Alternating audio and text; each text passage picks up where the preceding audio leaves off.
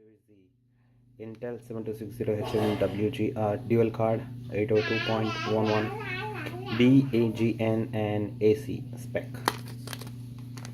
Received it some time ago. Not much information on the back of the card. This is the benchmarking of Intel Centrino Wireless-N 1030, which is connection type 802.11N, which is shipped with Dell XPS15 L502x.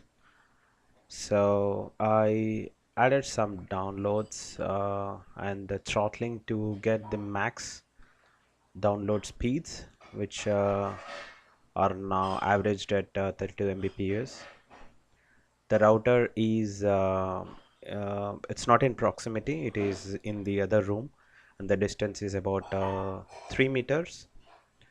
So let's monitor for some more time and see what is the maximum speed that it can attain. At times it hit 4950, but that's the max we received so far. And let's check the connectivity. The Miracast is currently not supported for this particular wireless drive in the machine, and also the wireless is not 4-point supported, so these two Microsoft keyboard and mouse are not currently supported.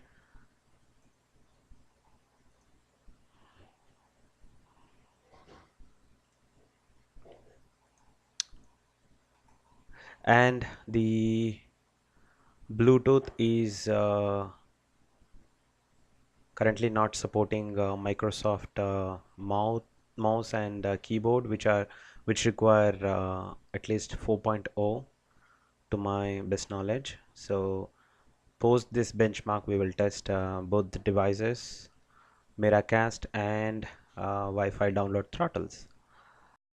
Here is the Dell XPS15 L502x laptop. So let's do the installation of Intel Wireless-N 7260 card.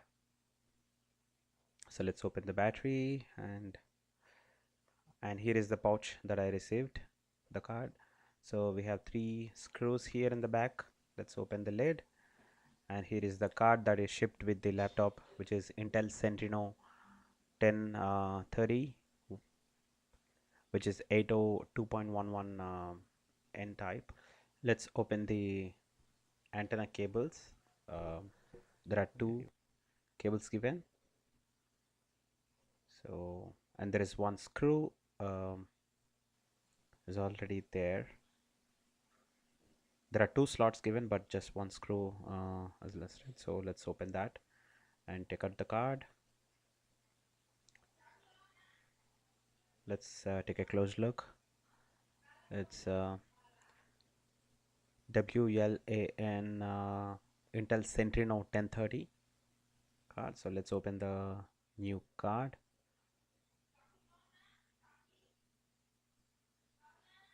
There are 2 screws given, so let's secure them.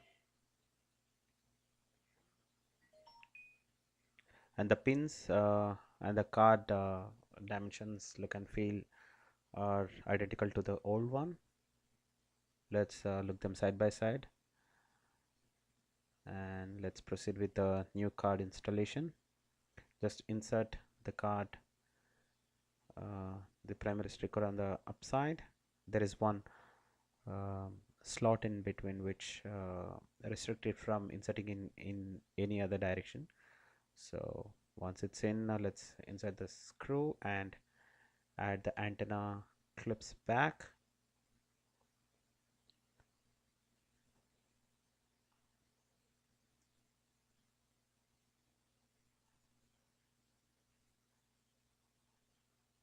And let's close the lid. So let's perform a quick installation test. I restarted the machine, and in the device manager the entry started appearing on its own without even installing any new drivers. Quickly check the Intel website scanning as well. It is suggesting there are two updates available for the wireless Bluetooth and the ProSet wireless software driver for Windows 10.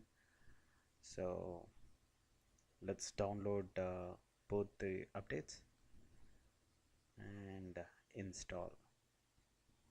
Just since this is a standard installation method, let's fast forward. So it will ask you to restart. You may do one after the other, but it is preferred to do all at once.